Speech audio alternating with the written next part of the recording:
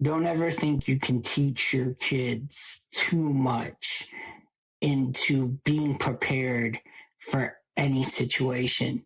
Teach your kids the joy of being, at the end of the rainbow, but prepare them to walk through hell if they need be. Have your kids know themselves as much as they know their friends, to be able to not give people too much access to them, too much access into their life, constantly sharing the world with them. I think a lot of kids have gotten that distorted with social media, that the whole GRWM, get ready with me mentality, as if people care how you make your toast and make your coffee. And nobody cares. I prepare my daughter to look for the best in people, but I also prepare her to handle the worst in them as well. Nick, every dad has that story they just love to tell. It lights them up when they talk about being a dad. It makes them laugh and smile. What is your favorite dad story?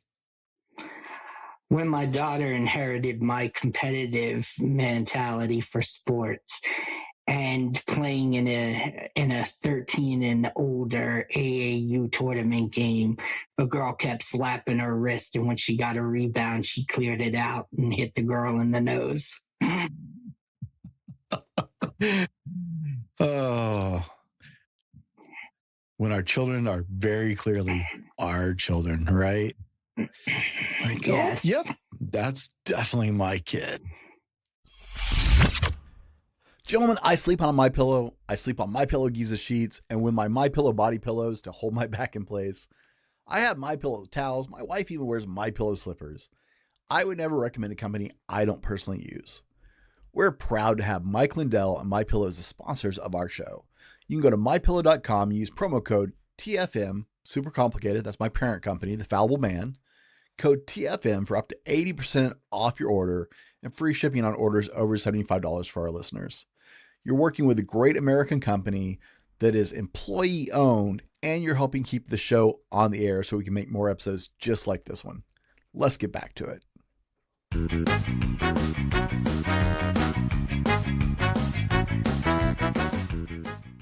Welcome to the Dad Hat Shenanigans Podcast, the unfiltered truth of being a dad. Real dads, real stories, unfiltered, candid conversations on fatherhood. I'm your host, Brent Allen, and today my special guest is Nick Taylor, a.k.a. B. Nick Energy. Nick, welcome to the Dad Hat Shenanigans Podcast. Thank you for having me. I'm glad to be here. Nick, for context, tell us who you are, a little bit about you and what you do. Well, my name's Nick Taylor, a.k.a. B. Nick Energy. I donated a kidney to my best friend of 23 years to his 16-year-old son a few years ago. In that time of rehabbing in subacute rehab facilities, I found live streaming and found a love for live streaming. And when I no longer cared about numbers and the algorithms and they started outweighing the human connections, I found the podcast world with my podcast, Two Nicks, One Cup. I've been at it for 5 months. I have, my own signature energy drink with my sponsor, and I'm a father to an 18-year-old who's a freshman at San Diego State who will be playing basketball this year. Awesome. Now, of course, you're going to have to send me a sample of this drink because I've never heard of it.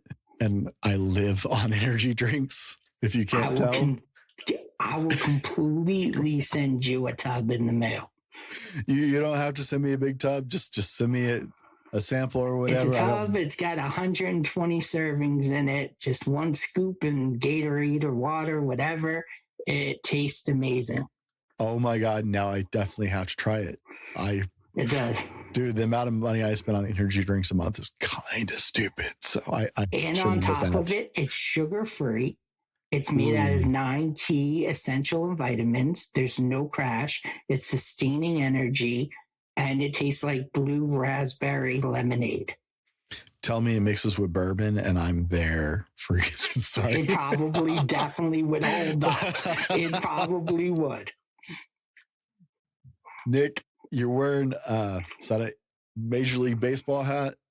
You got to tell us the Yes, with dad all hat the story. teams. Yeah, you got to tell us the dad hat story. I know. So my daughter got me this hat this year on Father's Day because I am from Boston. I am a Red Sox fan. I was a college baseball player. She knows I love baseball. I mean, as much as I love any sport, football and basketball included, but she knows I love baseball and I was a baseball player. So, and my dad played AAA for the Red Sox. So she bought me this hat for Father's Day. I love it. I love it. What position do you play in ball? I was a pitcher. I threw You're a pitcher? 95. Yeah. Holy crap, man. That's hard work. I had a friend who was a college pitcher and went on to play for, I want to say he played for the Pirates. But yeah, he went on to play pro ball. And I was always amazed, man. You pitchers just like the work you put in. Everybody's like, hey, he just throws the ball. Yeah, but he throws the ball really, really incredibly. That's Oh, yeah. And it's like I come from that era where I'm just a little younger. You know, I'm 6 years younger than Justin Verlander, who's one of my favorite pitchers. And watching him and Clayton Kershaw were, you know, when the Kershaw's retiring this year, but we come from an era where like there was no pitch counts. There was no inning counting. Like your objective was you pitched for as many baseball teams as you could club wise in the summer. You pitched as much as you could in middle school and high school teams. As long as they could put you on the field pitching and you had at least 2 days rest, they had you throwing. And now these kids, they are so managed so much better than we ever were. You know, and I think about it, like I told my rotator, I'm like, yo, if I was pitch managed properly, like how far could I have gone? Because I mean, I played D1. I mean, I played at San Diego State. yeah. My friend actually tore up his rotator cuff in the College World Series. And so he lost his, like he was going straight to the pros and they wrote him on a farm team for a year to see if his shoulder would recover enough for him to be viable before they pulled him back up to the pros. Like there was a point where you guys were just throwing your arm until there was nothing left. One of my favorite memories is I had my daughter my freshman year of college. So, wow. Like, one of my favorite memories is right before my second season in college, like my first game, I have a picture of me on the mound holding my daughter. That's incredible, bro. Oh, man. Like, one of my favorite memories ever playing ball. That was one of my favorite. Nick, when you found out you were going to be a dad, everybody and their dog gave you advice on what you should expect as a father, and what was actually the valuable, what was the best piece of advice you got when everybody had an opinion about it? Probably from my father, who has passed since, which was, no matter what, we'll get through it as a family. That's a strong mantra right there, man. That's a lot of value. Very few words, but so much weight has held in that phrase my entire life, no matter what it's been. That makes sense. What is your favorite thing about being a dad? Seeing all the bad traits that she picked up. That is not an answer I would have expected or have had before, I got to admit. You know, like I'm a witty, sarcastic person. So like when I say something to her and I get something witty back and I'm like, can't be mad at you. You got that from me. Right. I you say it out loud and it's like, I've never not what I expected. But at the same time, I gotta like confess, I take a lot of pleasure when I see some of my not as great traits come out in my children, because my daughters are now 11 and 13. They're hitting those teenagers. And there have been several times that one of my daughters did something. I'm like, oh yeah, that was me. Probably not the thing that, some dads would be like, oh yeah, that was me. Well, I'm like, yeah, that was me. Totally. Yeah. And I'm that same way. And I'm like, yeah. I would have answered that the same way, kid. Nick, I got to ask you, what are we talking about today? What do you want to talk about in fatherhood?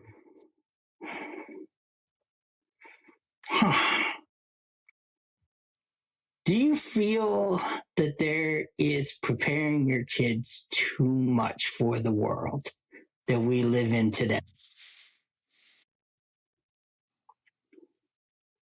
I'm not sure if there's too much, but I also don't know that there's part of me wants to say there can't be too much, because the world is changing so rapidly at this current time frame in history.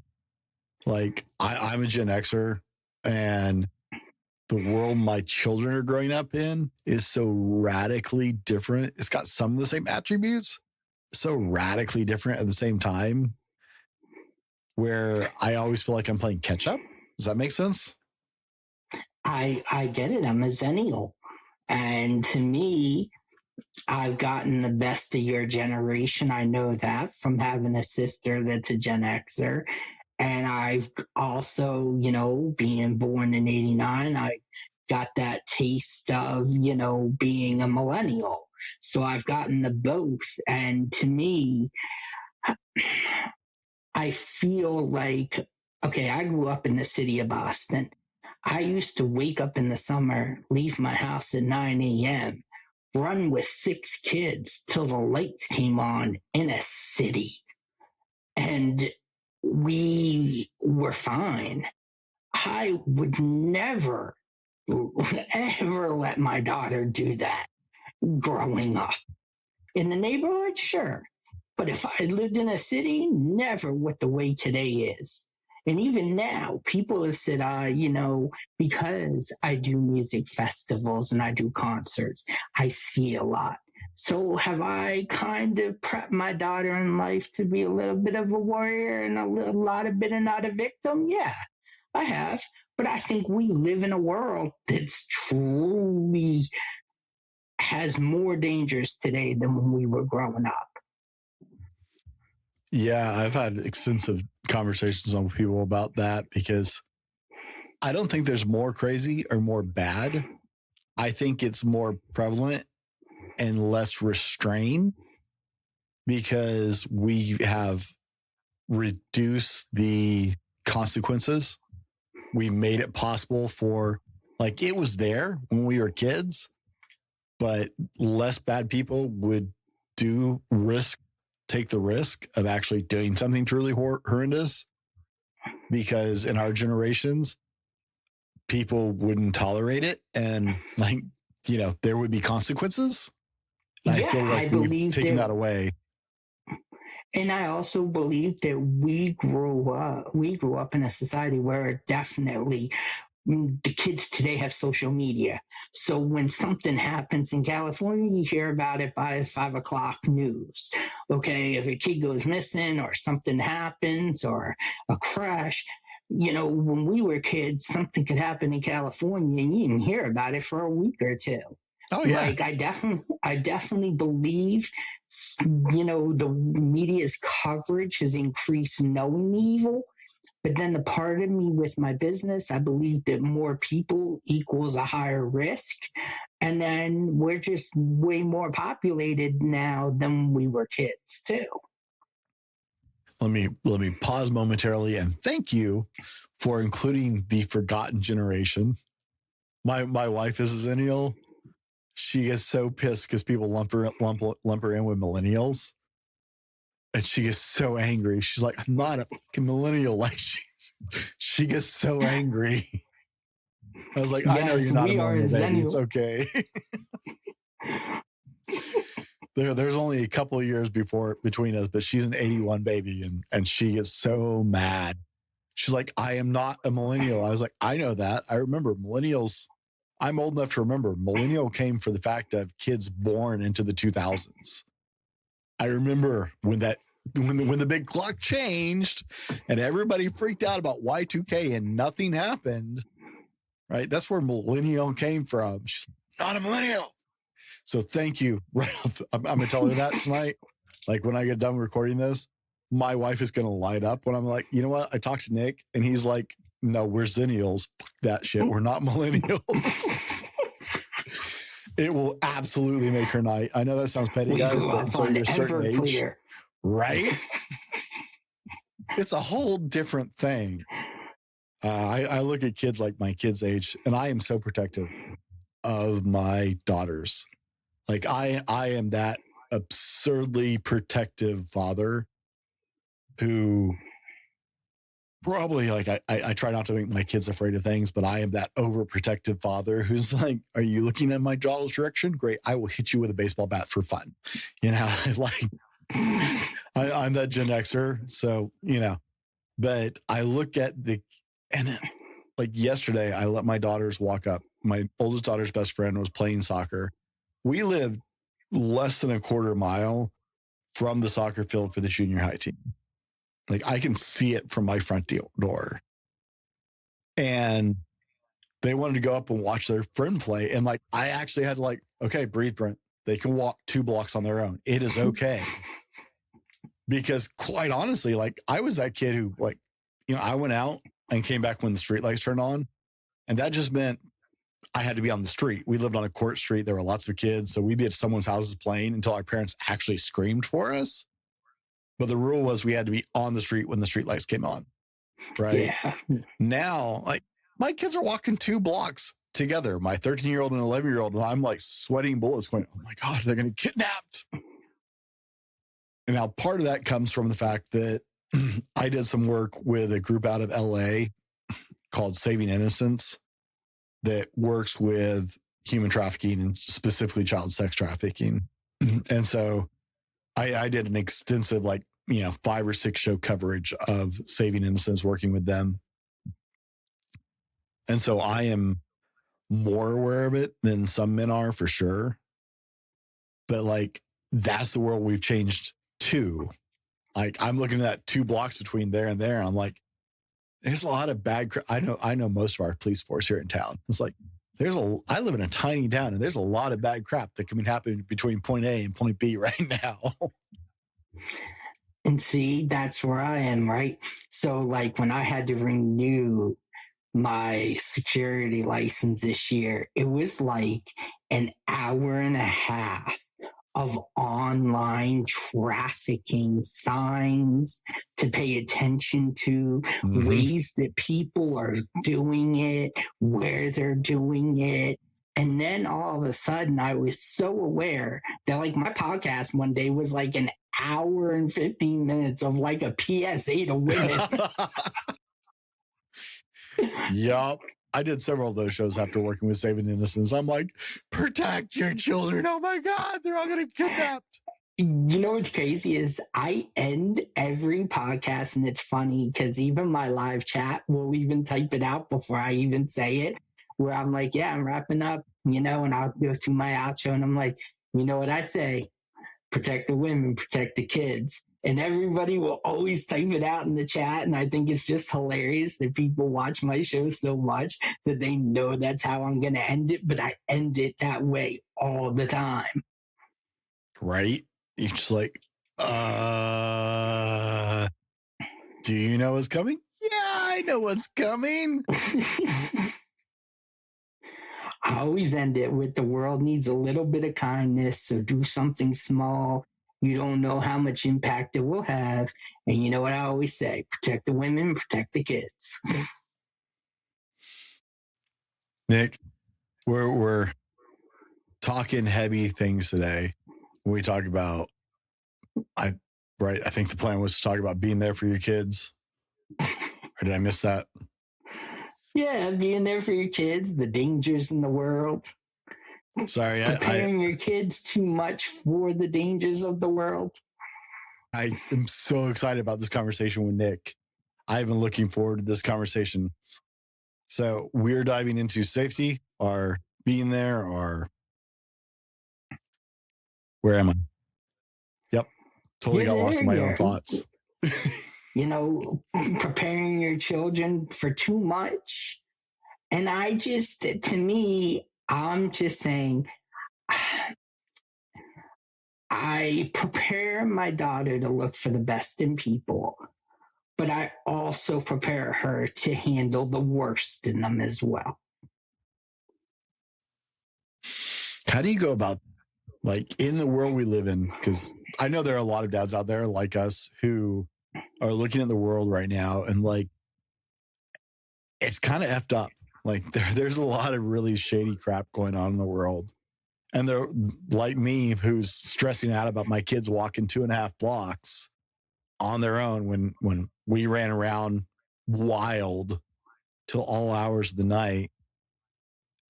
How do you start to prepare them for that?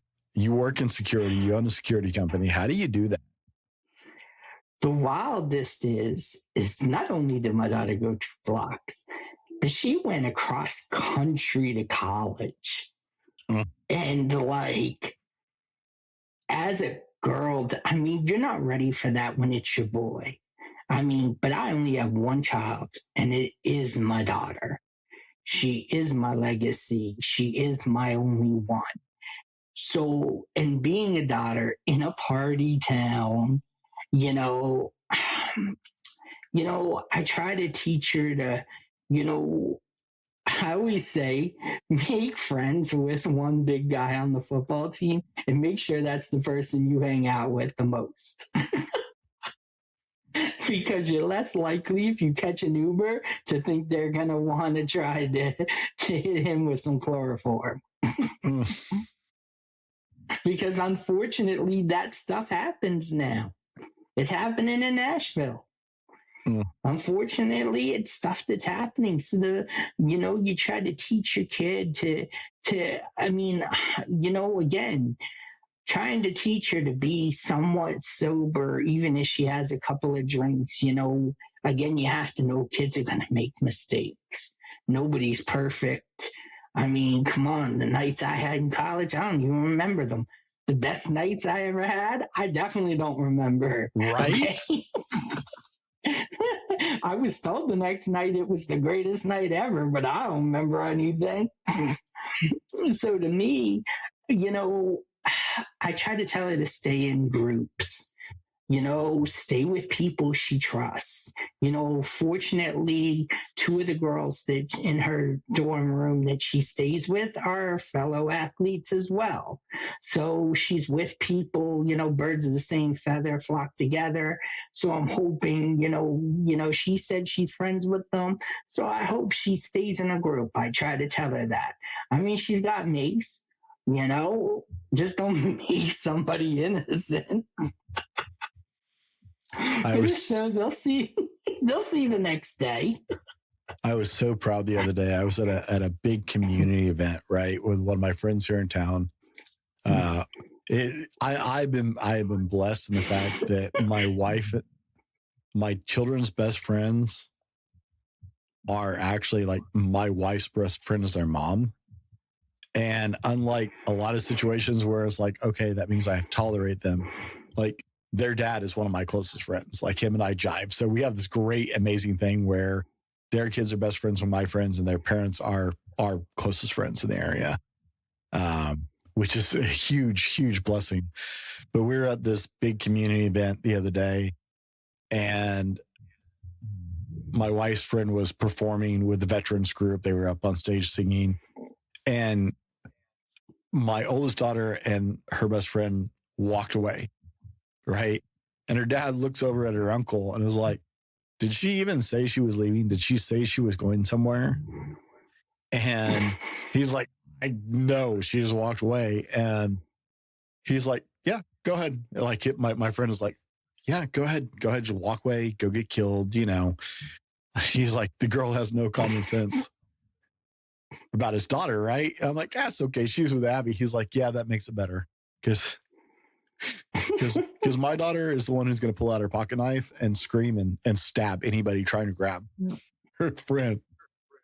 Right? She's like, oh, he's with your daughter. She's with your daughter. It's a little bit better because Abby is going to scream and stab somebody with her pocket knife, whereas his daughter just like freezes up and shuts down. She's on the scale, on the spectrum. And so it's not entirely like he didn't prepare her. It's like her, because she's on the spectrum, like she just shuts down. But the fact that she was wondering how my daughter, he was like, yeah, that's okay. Abby will stab them. It's okay. I was like, yes, I win as a father. You know what?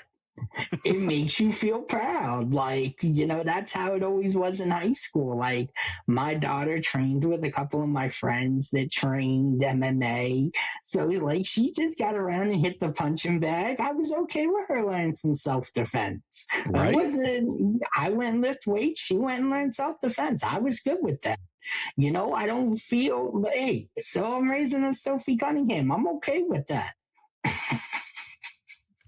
I don't know. Like, honestly, I think almost every, like, it's because I'm a girl dad. I think every child, like female child, should be taught self-defense. Like, I think all of them should be in martial arts. It's just, that should be a prerequisite in school for girls. That's probably entirely sexist, but I'm okay with that. I'll own that right now. I'm okay dying on that hill. I am, because today they end up being, unfortunately, with the times we live in, they are the targets. And unfortunately, it's just where we are in society. So you can't prepare your kid. In high school, my daughter knew that if she went to a party, she could always call me. I'd never get mad. And she had called me twice to pick her up when she was drunk, and I never got mad. I stayed true to it. I was fortunate enough that at the same point, I had a mom that would always keep true to that word. But I definitely had a father who was like, yeah, I'll never get mad, but then got mad the next morning. Like, why I was hungover. Like, yeah, you won't hear a word out of me that night, but I'll be in your room at 6:30 in the morning and you'll hear from it then. So there's some value to that too. Some ups and downs. There is. And I did have that perfect balance where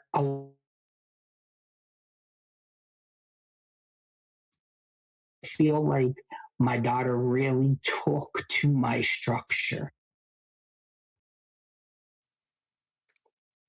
So therefore, I tried to keep it structured as much as possible. But at the same point, like, listen, kids are going to drink. They're going to at some point. Unfortunately, they're going to do it at some point. If they don't do it in high school, they're going to do it in college. If they don't do it at college, they're going to do it when they hit 21.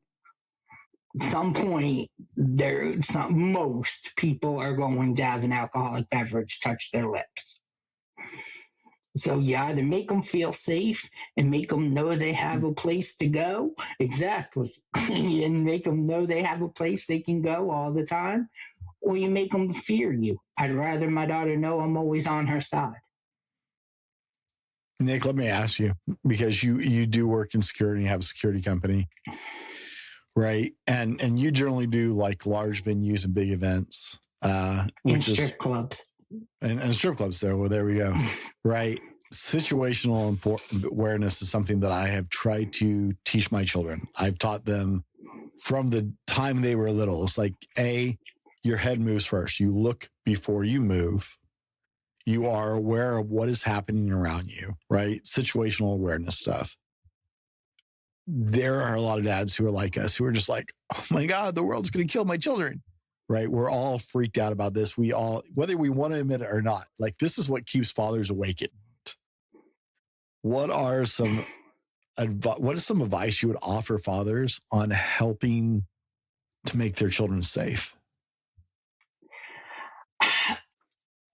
make sure your kids don't. I mean, my daughter is very good at it, and sometimes I believe it's a curse as well, where when she's in a familiar place, she will let her guard down.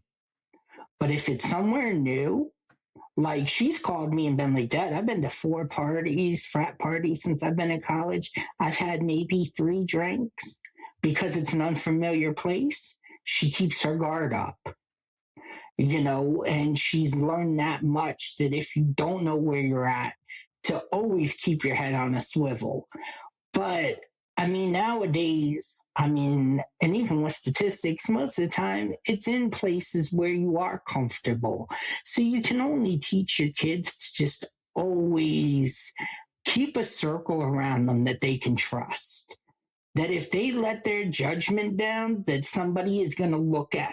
One of the best things that my daughter has seen growing up is that my best friend has been my best friend for 23 years. She has stood literally between anything that's ever tried to hurt me, sober and drunk.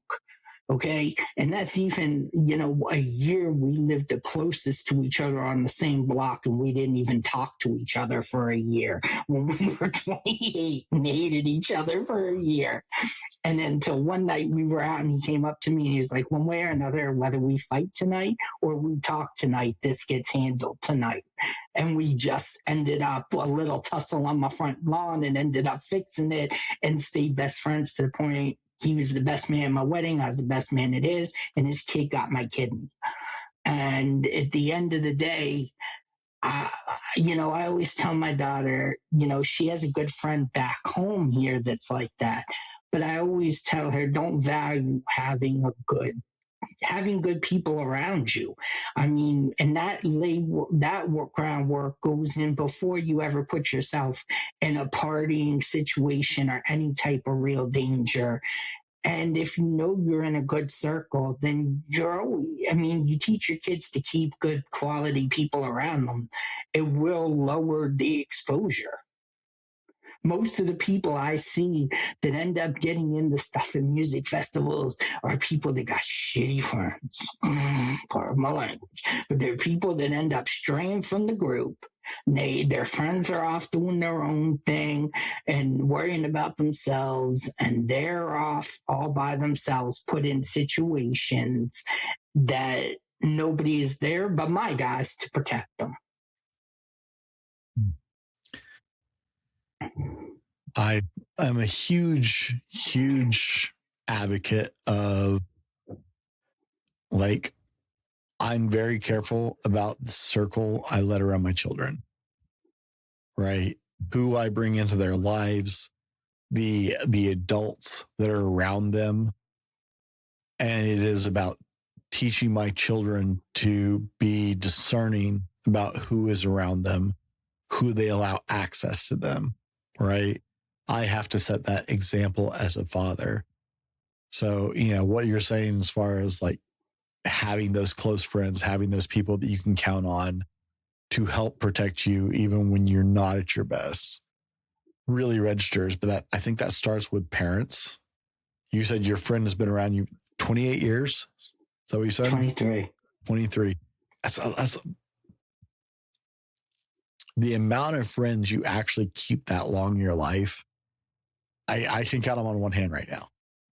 Like if I look back at my life, I can literally count on one hand the amount of people outside of direct family who have made that cut, who have been there for the entirety of it, for ups and downs, no matter what. Like, I'm 45 years old. I can count those people on one hand. And I don't think social media frustrates me because it has diluted our concept of friends. We have this, I directly blame Facebook because Facebook actually called followers friends, right? And actually use that term. So I directly blame Facebook, whether that's warranted or not. That's a personal opinion, but I blame Facebook for that nonsense because it diluted our expectation of the word friend. I blame MySpace. I miss MySpace. I miss the fact that you could like totally decorate your MySpace page and make it like totally you. You know what? I remember 5 ex-girlfriends making a I Hate Nick Taylor group. And they had their own custom They Hated Me group. The glory days of social media, guys. It all went downhill after MySpace. And when your friends got upset when you took them out your top 8. Yeah. I like the personalized song. Like you could pick your song that's what played anytime someone came to your page. Like Facebook would benefit from that. Like Mark Zuckerberg, dude, like if you're hearing me, Facebook would benefit from that, from having your own personal soundtrack on your homepage. Like people were writing code when we were 16 and 18 years old. Oh yeah. I was in the first school in the United States to integrate Apple and IBM compatible into one network.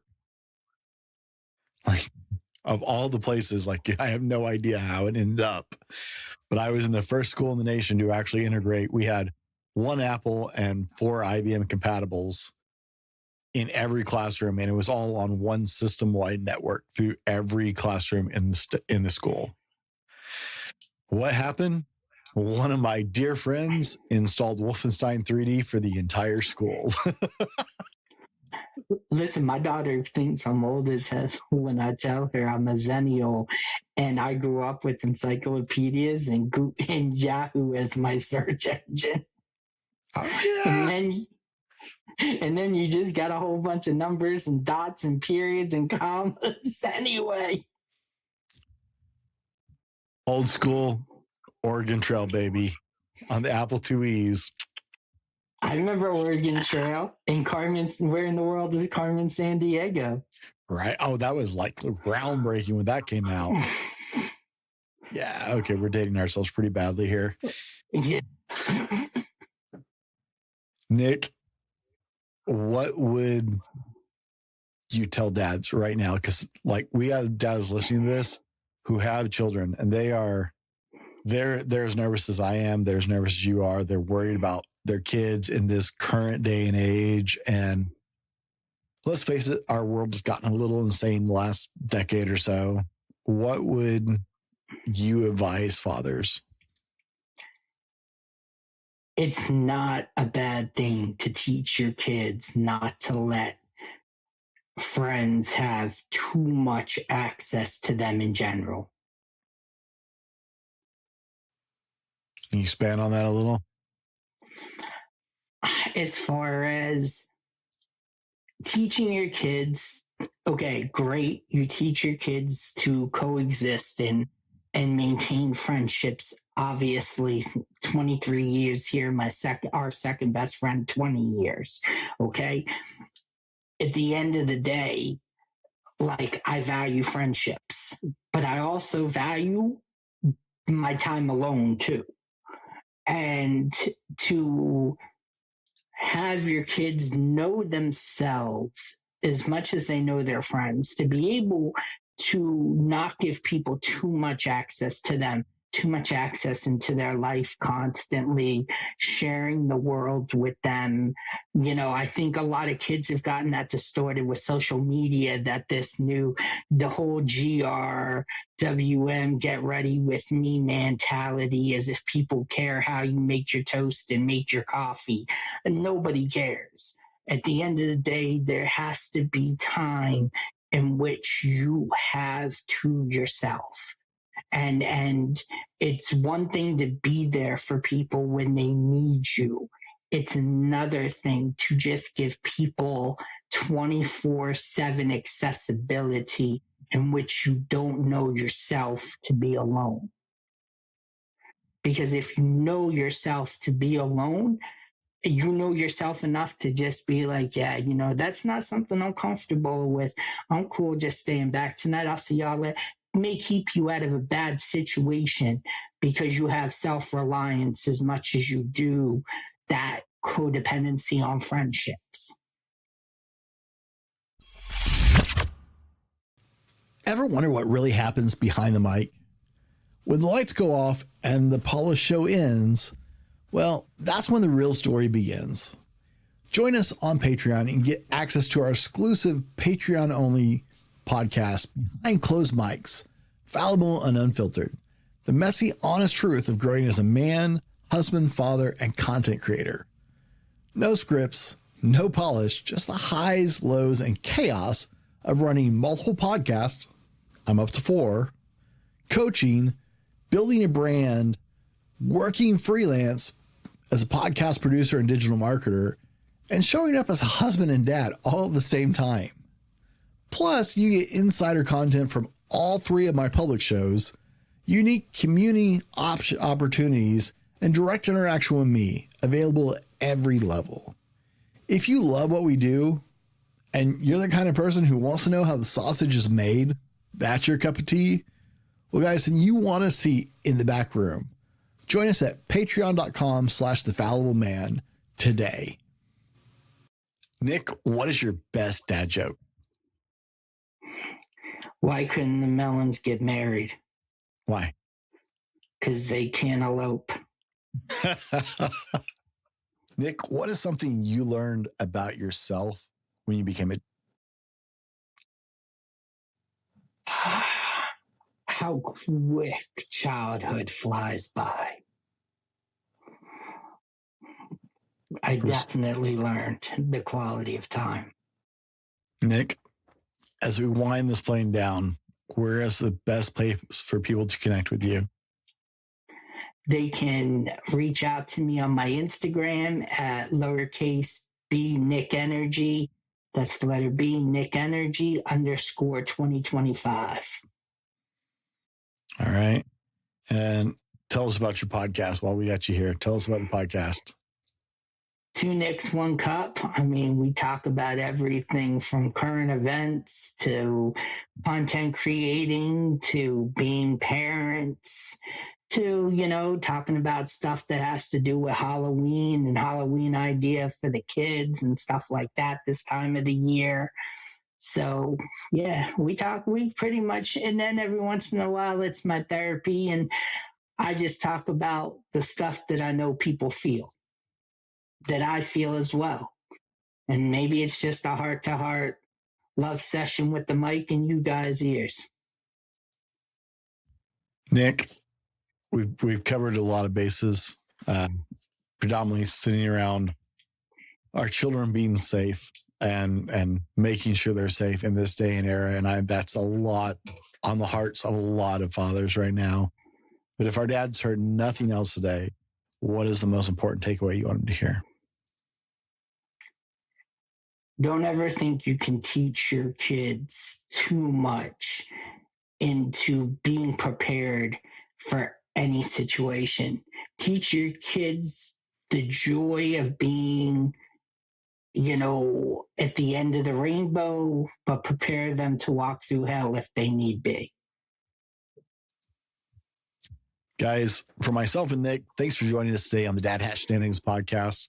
We're just a community of dads navigating life's challenges together. Every father brings something, and we all have these thoughts, these feelings, these issues with our children.